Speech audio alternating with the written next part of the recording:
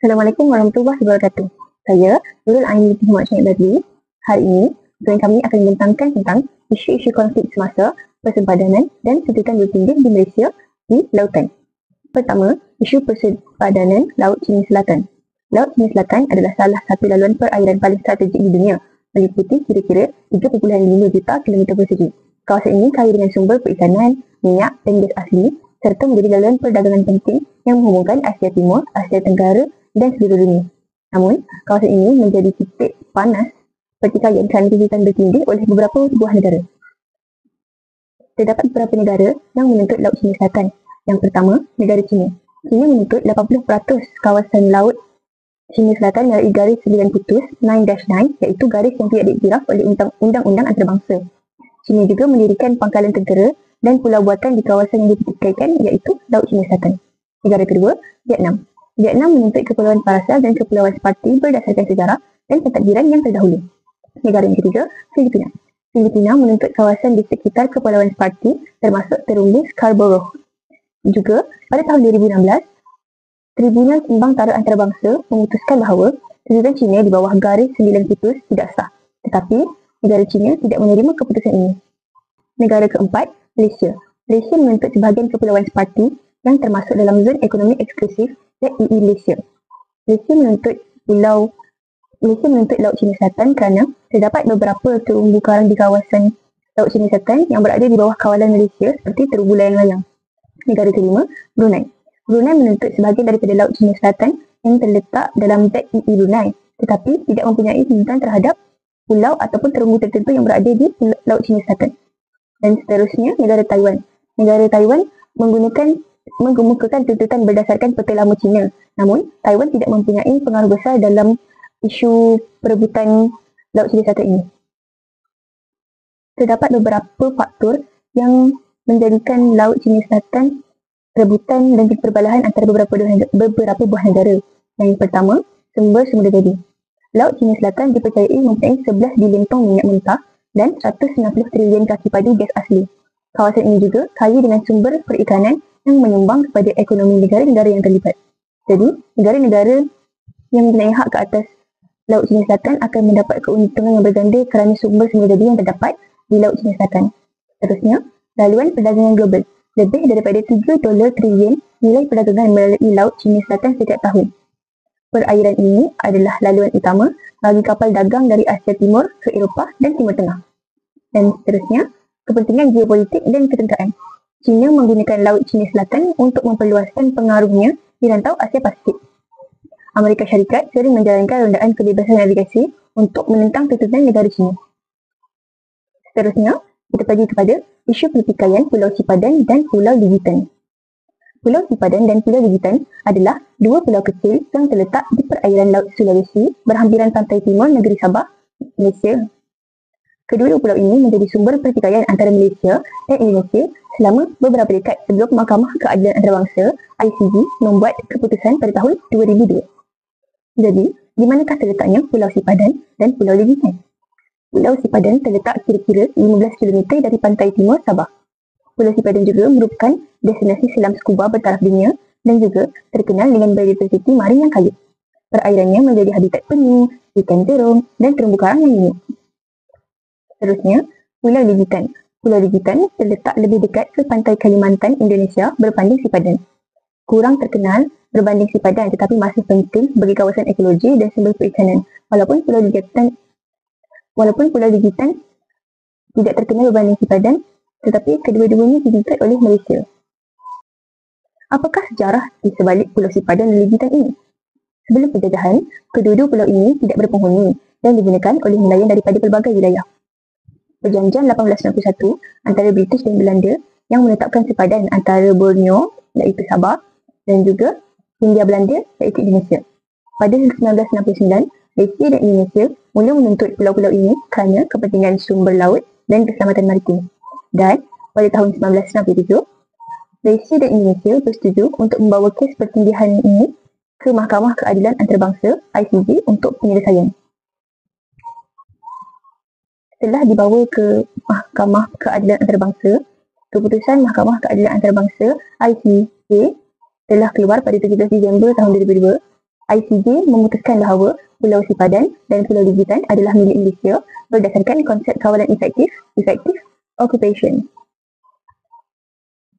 Mengapakah Pulau Sipadan dan Pulau Ligitan menjadi milik Malaysia?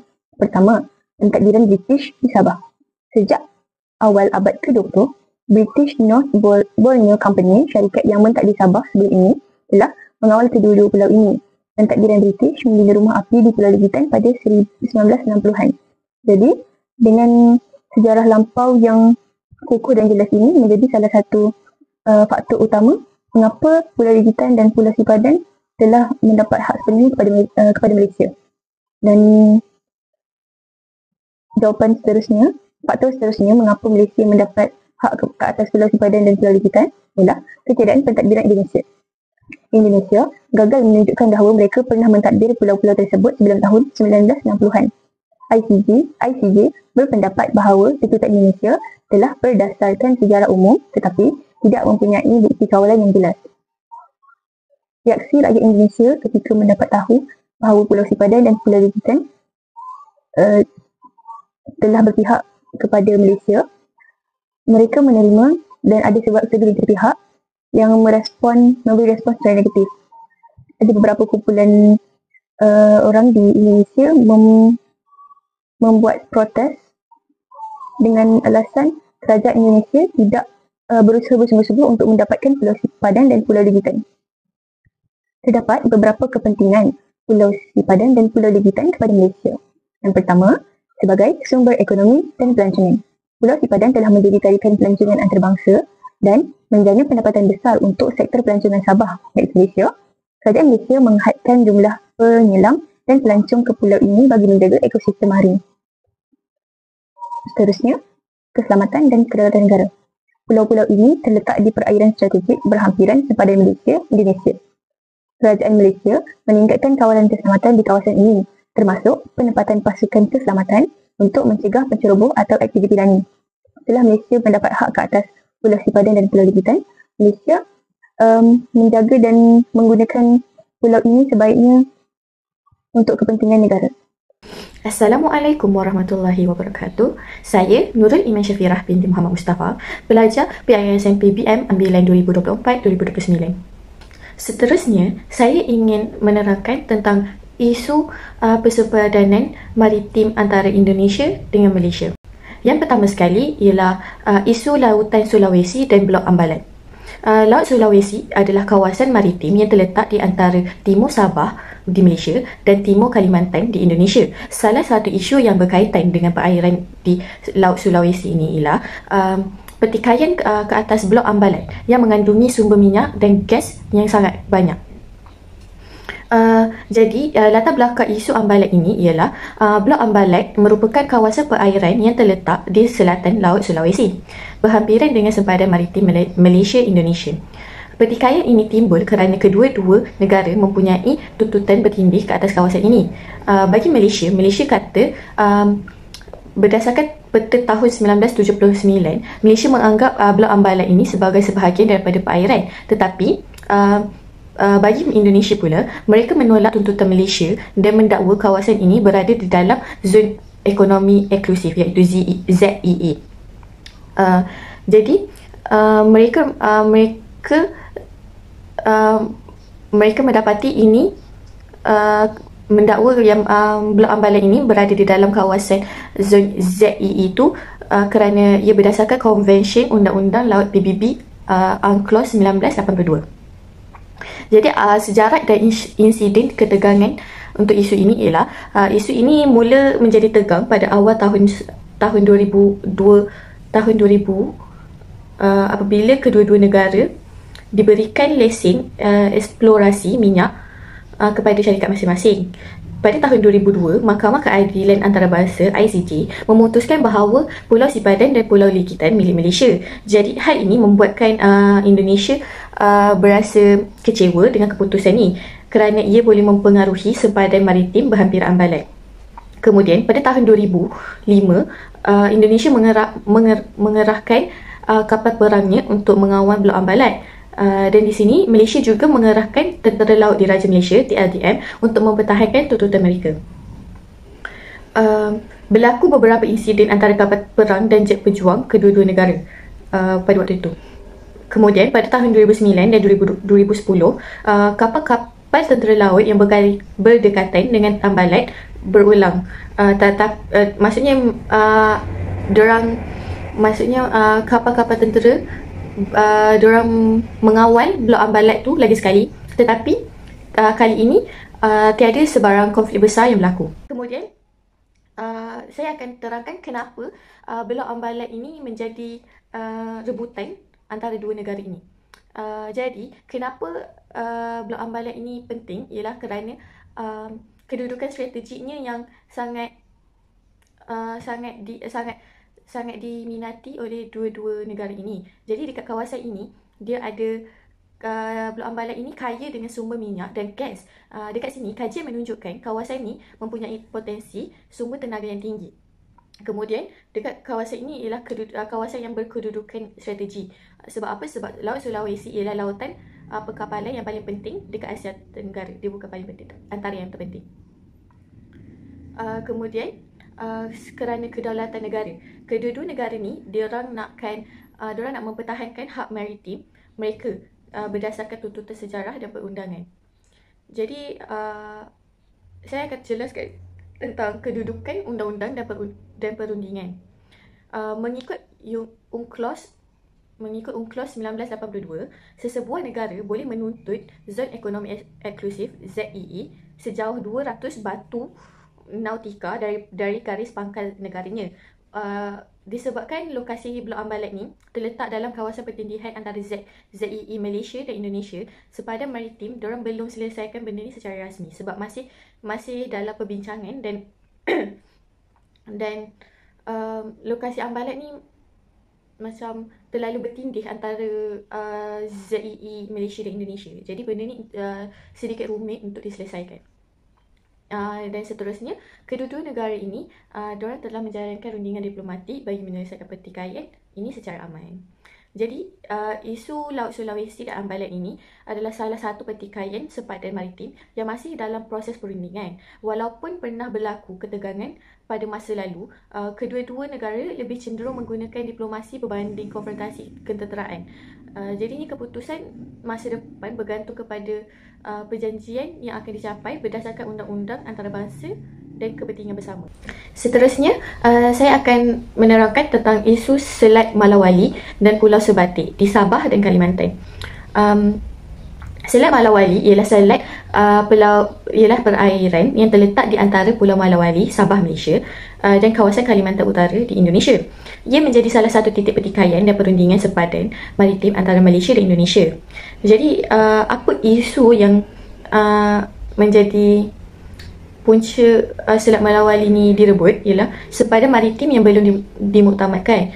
Malaysia dan Indonesia masih dalam rundingan untuk menetapkan sepadan maritim rasmi di Selat Malawali. Jadi Malaysia merujuk dekat peta tahun 1979, sementara Indonesia menggunakan tafsir berbeza berdasarkan Konvensyen Undang-Undang Laut PBB UNCLOS 1982. Jadi keadaan ini menyebabkan pertindihan tuntutan perairan di kawasan sekitar selat tersebut. Jadi isu seterusnya ialah isu aktiviti penyeludupan dan jenayah rentas sepadan. Dekat Selat Malawali ni sering dikaitkan dengan aktiviti penyeludupan orang semula. Isu seterusnya ialah aktiviti penyeludupan dan jenayah rentas sempadan. Dekat Selat Malawali ni sering dikaitkan dengan aktiviti penyeludupan barang, dadah dan manusia antara Sabah dan Kalimantan. Seterusnya, kedudukan geografinya yang terpencil dan sukar dipantau menyebabkan ia menjadi ladang strategi untuk penyeludupan dan sindiket jenayah. Malaysia dan Indonesia telah melingkatkan rondaan keselamatan bersama untuk menangani masalah ini. Seterusnya, Pulau Sebatik. Pulau Sebatik ialah sebuah pulau yang unik kerana sempadannya membelah pulau ini kepada dua bahagian. Sebelah utara milik Malaysia, sebelah selatan milik Indonesia. Walaupun sepadan daratan di Pulau Sebatik ini telah ditetapkan sejak zaman penjajahan, tetapi masih ada isu sepadan maritim dan pentadbiran yang masih menjadi perbincangan antara Malaysia dan Indonesia. Jadi apa punca dia ialah sebab sempadan maritim yang belum dimuktamadkan. Perjanjian Inggeris-Belanda 1891 menetapkan sempadan daratan di Pulau Sebatik, tetapi sempadan maritim di perairan sekitarnya belum ditetapkan secara rasmi. Malaysia menggunakan peta tahun 1979, sementara Indonesia menolak peta ini dan merujuk kepada Konvensyen Undang-Undang Laut PBB UNCLOS 1982. Jadi masih ada pertindihan tuntutan di perairan sekitar pulau ini yang masih memerlukan rundingan diplomatik. Seterusnya, tuntutan pembangunan dan cadangan pemisahan dari Indonesia. Dekat sini, penduduk bahagian Indonesia di Pulau Sebatik pernah menyuarakan rasa tidak puas hati kerana berasa kurang mendapat pembangunan dari Jakarta. Jadi pada tahun 2019, sebahagian penduduk Indonesia di Sebatik menggesa Jakarta untuk lebih memberi perhatian kepada pembangunan infrastruktur, sekolah dan perkhidmatan asas. Ada juga cadangan untuk bahagian Sebatik Indonesia menjadi wilayah autonomi atau bergabung dengan Malaysia, tetapi hal ini tidak pernah diakui secara rasmi oleh kedua-dua kerajaan. Seterusnya, isu Selat Melaka. Selat Melaka ialah laluan maritim yang sangat penting, bukan sahaja untuk Malaysia tetapi juga untuk perdagangan dunia. Ia menjadi tumpuan dalam isu sempadan maritim antara Malaysia dan Indonesia, serta melibatkan Singapura di sebahagian selatan. Jadi apa kepentingan Selat Melaka ni? Selat Melaka ini ialah laluan perdagangan utama dunia menghubungkan lautan Hindi dan laut China Selatan. Jadi dekat sini ia merupakan salah satu laluan perkapalan paling sibuk. Dalam lebih 100,000 kapal melalui selat ini setiap tahun. Jadi selat ini dikaya dengan sumber laut dan perikanan serta mempunyai potensi minyak dan gas di dasar laut. Jadi apa isu sempadan maritim di antara Malaysia dan Indonesia ni? Yang pertama ialah, dia ada banyak tapi saya hanya jelaskan sedikit saja. Jadi dekat sini dia ada bagi tahu tuntutan bertindih dalam zon ekonomi eksklusif. Jadi terdapatnya perjanjian sempadan maritim antara Malaysia dan Indonesia di Selat Melaka telah dimeterai pada tahun 1970, tetapi tidak meliputi sepenuhnya ZEE yang diperkenalkan melalui Konvensyen UNCLOS 1982. Beberapa kawasan perairan di Selat Melaka masih mempunyai tuntutan bertindih, menyebabkan perselisihan terutama dalam sektor perikanan dan eksplorasi sumber asli. Yang kedua ialah isu nelayan dan pencerobohan perairan. Dekat sini, nelayan dari kedua-dua negara masih sering menceroboh perairan masing-masing kerana perbezaan tafsir sempadan. Jadi, kes nelayan Malaysia yang ditangkap oleh pihak berkuasa Indonesia atau sebaliknya sering berlaku. Isu konflik persempadanan lautan yang seterusnya ialah isu tuntutan Pulau Pisang. Pulau Pisang ialah sebuah pulau kecil di perairan Johor yang sering dikaitkan dengan isu kedaulatan kerana rumah api di pulau ini dikendali oleh Singapura, walaupun secara rasmi pulau ini milik Malaysia. Jadi hak milik Pulau Pisang ini ialah Pulau Pisang ialah milik Malaysia dan berada di dalam kawasan pentadbiran Johor. Tidak seperti Pulau Batu Putih yang menjadi pertikaian dan akhirnya diberikan kepada Singapura oleh Mahkamah Keadilan Antarabangsa ICJ pada tahun 2008. Pulau Pisang tidak dipertikaikan, namun Singapura masih mengendali rumah api di pulau ini yang menimbulkan persoalan tentang kedaulatan jangka panjang pulau tersebut. Jadi pengendalian rumah api Pulau Pisang oleh Singapura ni dia dibina pada tahun 1990-an oleh British dan sejak itu diuruskan oleh pihak berkuasa maritim Singapura. Perjanjian antara Kesultanan Johor dan British membenarkan British kini digantikan oleh Singapura untuk mengendali dan menyelenggara rumah api ini bagi tujuan keselamatan perkapalan. Jadinya isunya ialah hak operasi rumah api diberikan kepada Singapura, tetapi tanah tempat rumah api dibina ialah tetap milik Malaysia. Jadi apakah kebimbangan Malaysia terhadap kedaulatan Pulau Pisang ini? Okay, walaupun tidak dituntut rasmi dari Singapura ke atas Pulau Pisang, tapi ramai pihak di Malaysia bimbang bahawa situasi ini merupakan kes menyerupai kes Pulau Batu Putih, di mana Singapura akhirnya memperolehi hak milik pulau tersebut. Jadi terdapat gesaan supaya Malaysia mengambil alih operasi rumah api untuk mengelakkan sebarang tuntutan masa depan oleh Singapura. Ada juga cadangan supaya perjanjian lama antara Johor dan British dikaji semula supaya memastikan hak Malaysia terjamin sepenuhnya. Assalamualaikum warahmatullahi wabarakatuh. Nama saya Nur Erdina Sofia binti Zaini. Jadi saya akan mengambil isu berkaitan di Pulau Batu Putih dan juga Pulau Spratly.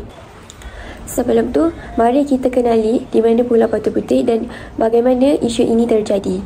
Okey, Pulau Batu Putih ini atau dikenali sebagai Penra Branca, dia terletak di perairan selat Singapura, kira-kira 7.7 batu nautika. Dia dari Tanjung Penyusuh, Johor.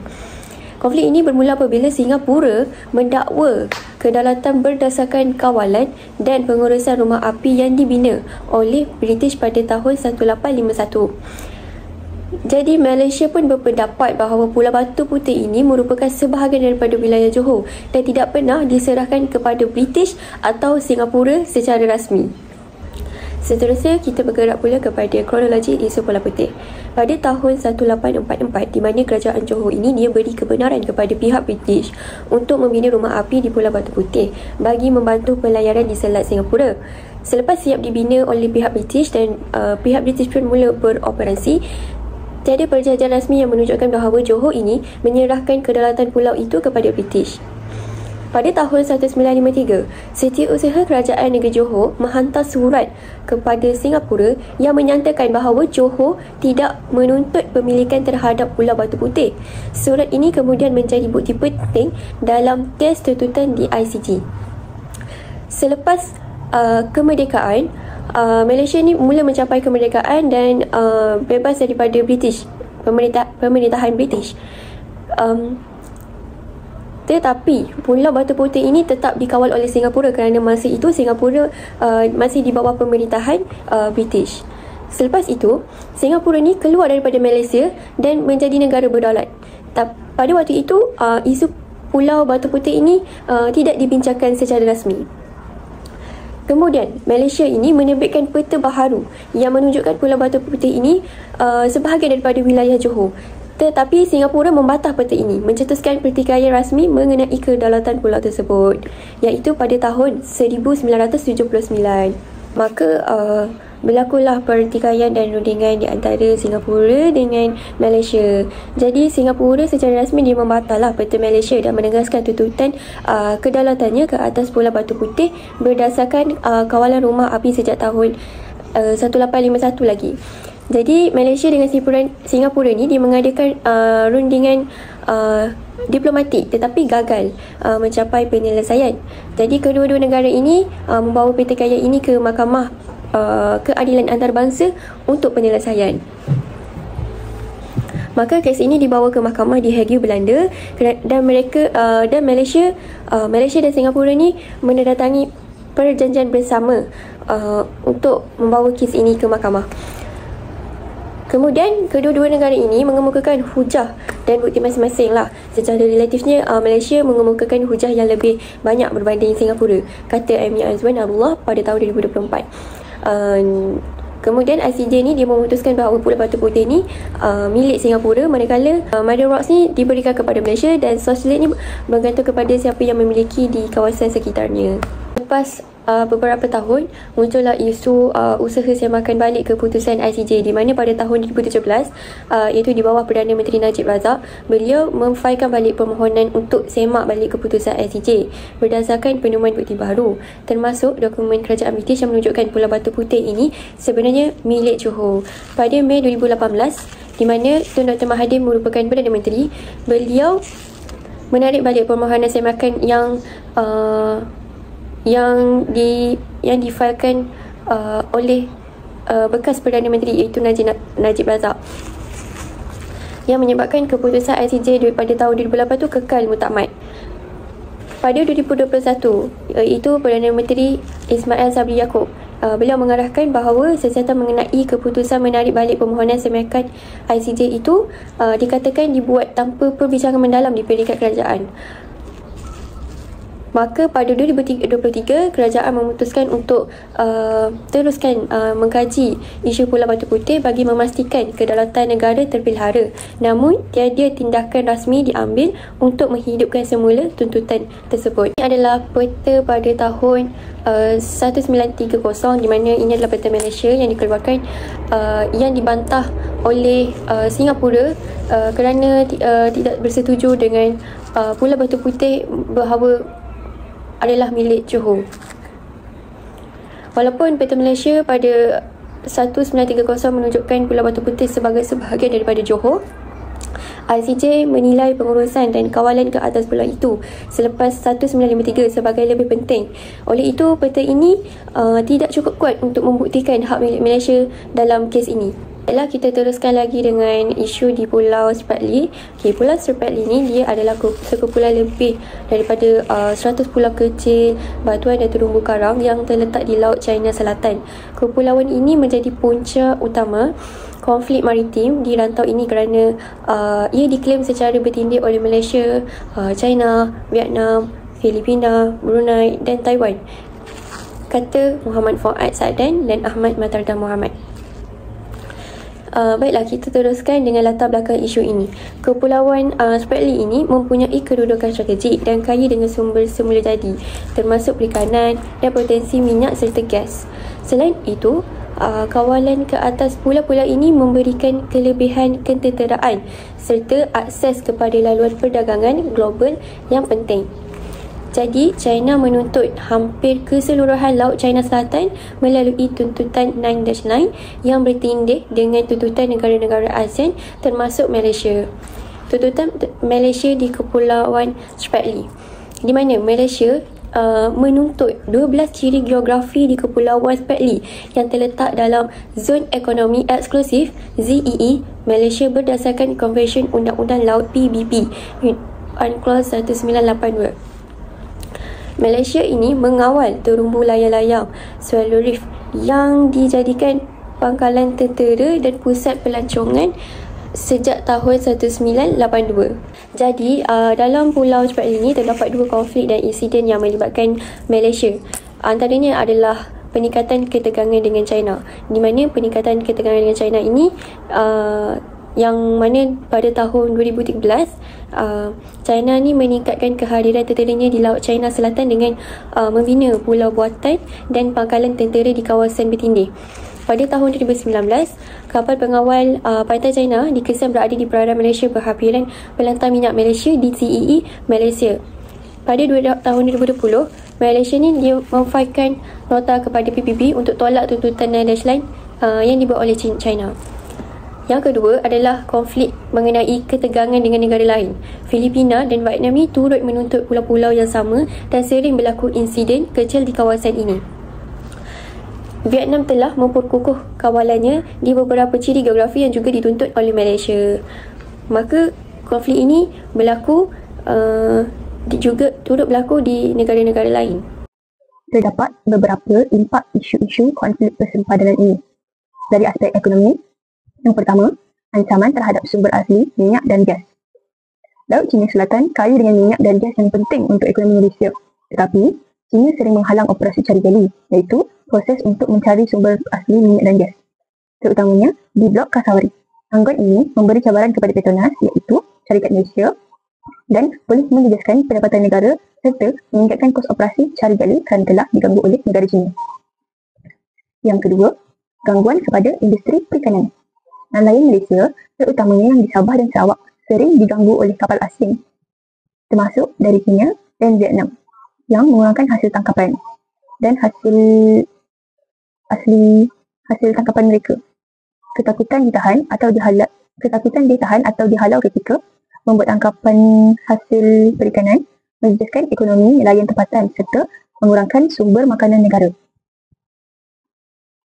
Jadi, ancaman kepada industri perikanan ini kerana negara-negara lain mengganggu perairan Malaysia yang akan mengganggu ekonomi negara melalui industri perikanan. Dan yang ketiga, ketidakstabilan pelaburan asing. Pelabur asing berhati-hati melabur dalam industri minyak, gas dan perkapalan di kawasan pertikaian. Kawasan-kawasan pertikaian ialah kawasan-kawasan yang menjadi perebutan dan menyebabkan syarikat antarabangsa menarik diri. Konflik berterusan mengurangkan keyakinan pelabur dan menjejaskan pertumbuhan sektor minyak dan gas Malaysia. Jadi, disebabkan isu pertikaian dan perbalahan untuk persempadan ini telah menyebabkan kurang keyakinan pelabur asing terhadap negara Malaysia. Jadi, pelabur asing tidak yakin dan menarik diri untuk terus melabur di Malaysia. Seterusnya, saya akan menerangkan tentang impak isu-isu konflik persepadanan. Yang pertama, dari aspek politik. Dari aspek politik, ia akan menyebabkan ketegangan diplomatik dan hubungan antarabangsa. Jadi, konflik sempadan boleh menyebabkan ketegangan dalam hubungan antara dua buah negara. Seperti yang berlaku antara Malaysia dan Indonesia dalam isu Ambalat, Pulau Sebatik dan Selat Malawali. Jadi, rundingan diplomatik yang berpanjangan boleh menjejaskan kerjasama ekonomi dan keselamatan antara negara-negara yang terlibat. Kadang-kadang, isu ini dimanipulasi oleh pihak tertentu untuk membangkitkan sentimen nasionalisme yang boleh memperburukkan hubungan dua hala. Seterusnya, kesan terhadap dasar luar negara. Negara yang terlibat dalam konflik sempadan perlu mengubah atau menyesuaikan dasar luar mereka untuk menangani isu ini. Contohnya, Malaysia dan Singapura perlu memperkuatkan perjanjian dan diplomasi dalam kes Pulau Batu Putih dan Pulau Pisang bagi mengelakkan ketegangan yang berlarutan.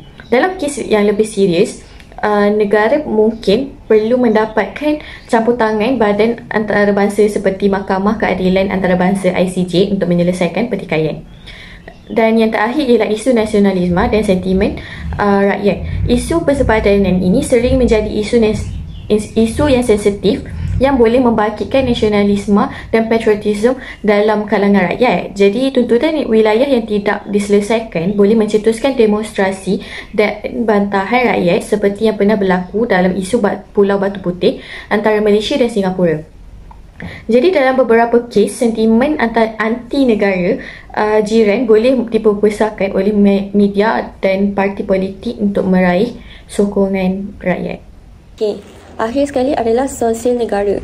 Bagi impak isu-isu konflik persepadanan ini, yang pertama adalah keselamatan nelayan dan penduduk di kawasan pantai, di mana nelayan tempatan ini berdepan dengan risiko serangan, penahanan atau rampasan hasil tangkapan oleh pihak asing. Yang kedua, kedudukan di Sabah dan Sarawak ni berasa terancam kerana kehadiran kapal asing di perairan mereka.